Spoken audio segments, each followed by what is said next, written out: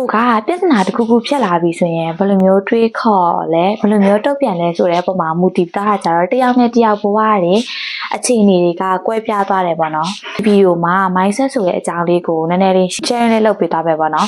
What is mindset? Mindset ဆိုတာပါလေ mindset ဆိုတာကကိုကအရာတစ်ခုခုပေါ်မှာ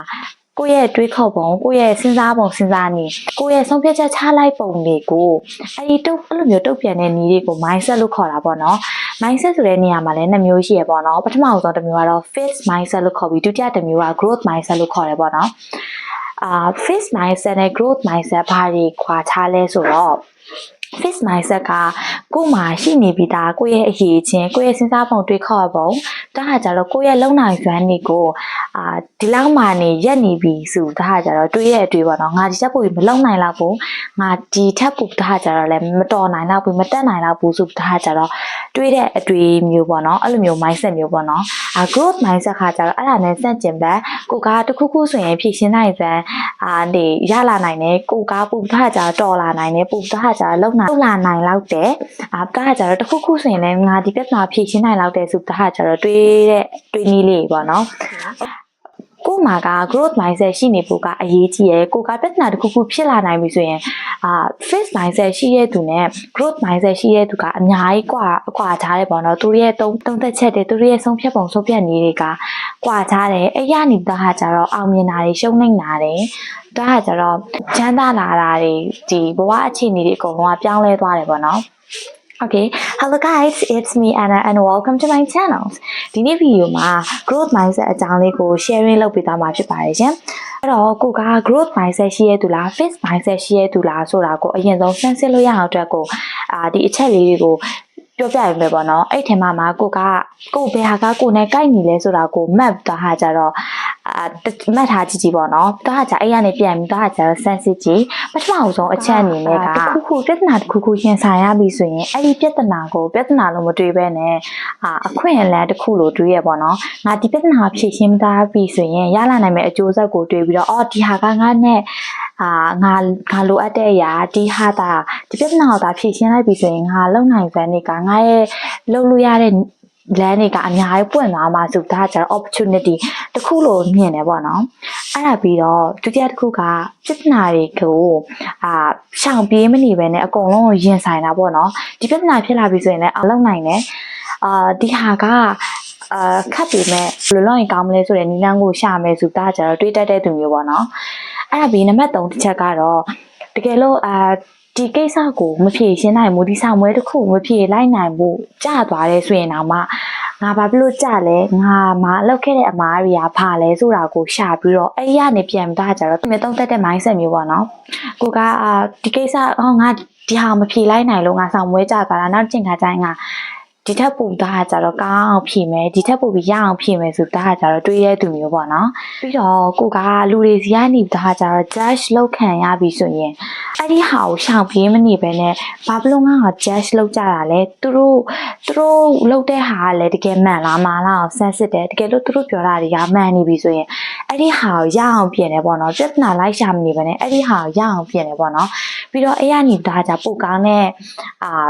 လောက်ရတစ်ခုကိုလှုပ်ဆောင်တယ်ပေါ့နော်နောက်ဆုံးတစ်ခုကတော့အောင်မြင်တဲ့သူတွေစီကနေတင်ယူတာကိုအလုပ်မဲ့အလုပ်တစ်ခုခုမှာဖြစ်မြောက်ပြီးသားလုပ်ပြီးသားလူတွေစီကနေသားဟာကြတော့ပြန်သားဟာကြတော့လမ်းလောက်တာပေါ့နော်တချို့ခါကြတော့အဲ့လိုမဟုတ်ဘူးသူတို့တွေအောင်မြင်ပြီးသားသူတွေ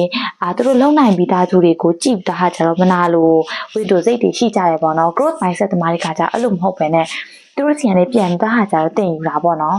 okay အစမ်းပြောတဲ့အချက်တွေကကို့မှာအဲ့ထဲကအချက်တွေနဲ့ကိုက်ညီနေရဆိုရင်ကိုက growth mindset ဖြစ်တဲ့သူတရားပေါ့နော်တကယ်လို့အဲ့လိုမှမဟုတ်ပဲနဲ့ကိုရဲ့ဒီအစောနိုင်ပြောတဲ့အချက်တွေနဲ့ကိုကမကိုက်ညီနေဘူးဆိုရင်တော့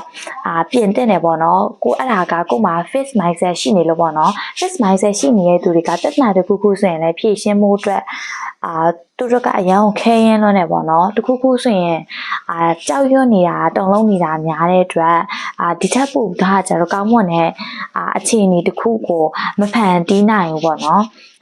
ကိုမှာ growth mindset ရှိခြင်းရဲ့ဒီအကျိုးကျေးဇူးတွေအများကြီးရပေါ့နော်အဲ့ဒီထဲမှာနည်းနည်းလေးကိုပြပြရမယ်ပေါ့နော်ပထမဆုံးတစ်ချက်ကတော့ကိုက motivate အရင်ဖြစ်တယ်ပေါ့နော်တခုခုဆိုရင်ငါလောက်နိုင်လောက်တယ်ငါဖြစ်နိုင်လောက်တယ်ဆိုတဲ့ confidence ကလည်းသူများရဲ့ထဲဆိုင်အမြင့်မှရှိနေရပေါ့နော်အားကြောင့်မို့ကိုယုံကြည်စိတ်ကလည်းမြင့်တယ်တခုဆိုပြဿနာဖြေရှင်းနိုင်ကြတယ်မြင့်မာတယ်ပေါ့နော်အဲ့ဒါပြီးတော့ဒုတိယတစ်ခုအနေနဲ့ကတော့ကိုက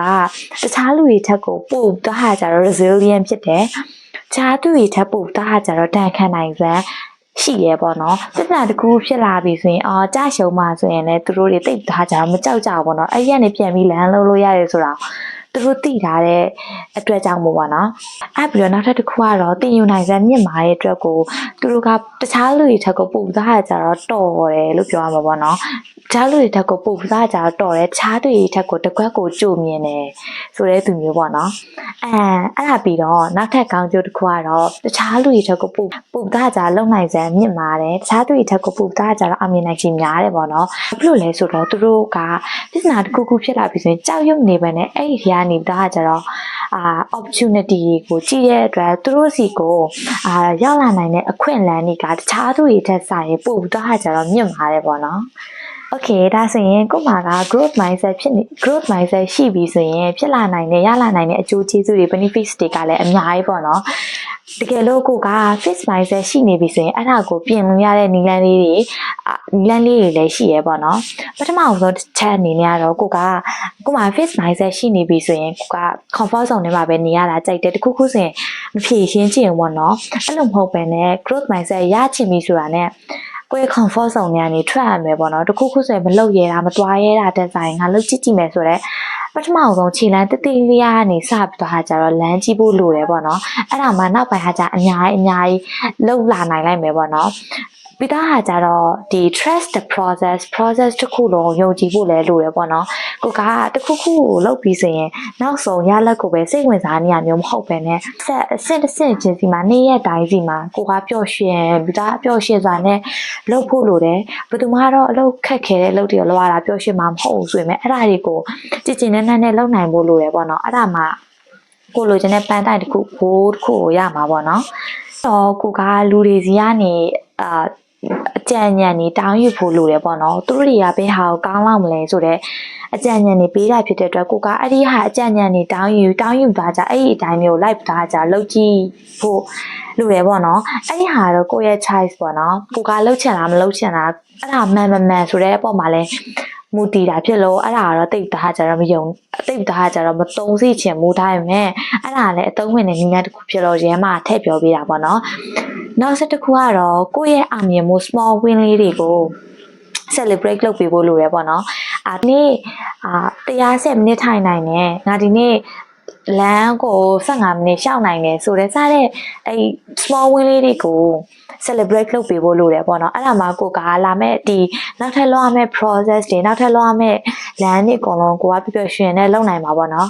okay ဒါကတော့ဒီ fixed mindset ကိုပြင်ဖို့အတွက်နည်းလမ်းလေးပေါ့နော်ကိုက growth mindset ရှိနေပြီဆိုရင်အရာအကုန်လုံးလွယ်ကူနဲ့